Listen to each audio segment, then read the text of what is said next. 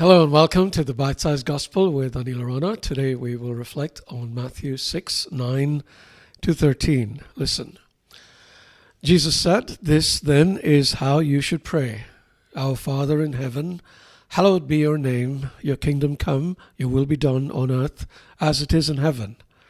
Give us today our daily bread and forgive us our debts as we also have forgiven our debtors. And lead us not into temptation, but deliver us from the evil one."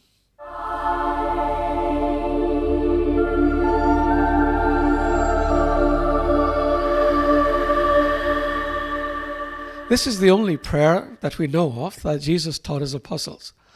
Consequently, it is precious and calls for much meditation and contemplation. One immediate thing that should strike us, but for some reason doesn't, even though we have prayed this hundreds of times, is that the entire prayer is not the supplication of an individual seeking blessings for himself, but for everybody. I don't pray just for myself when I say this prayer. I'm also praying for my brothers and sisters. This cuts across all divides because only the Christian can make this prayer.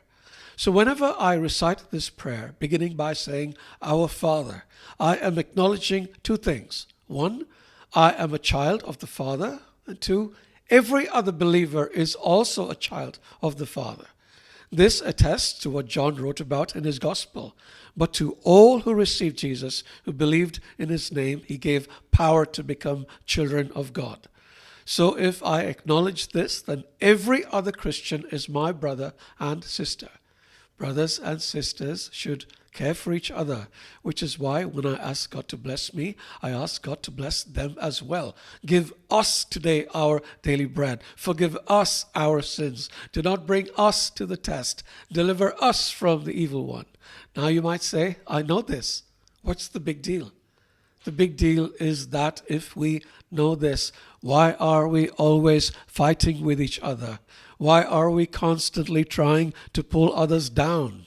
Even when it comes to sins, a truly personal matter if there was any. I mean, I am the one committing my sins. I am told not to ask for forgiveness only for myself, but for the forgiveness of all of us. Why? Because we are one body. And like Paul said, if one part suffers, every part suffers with it.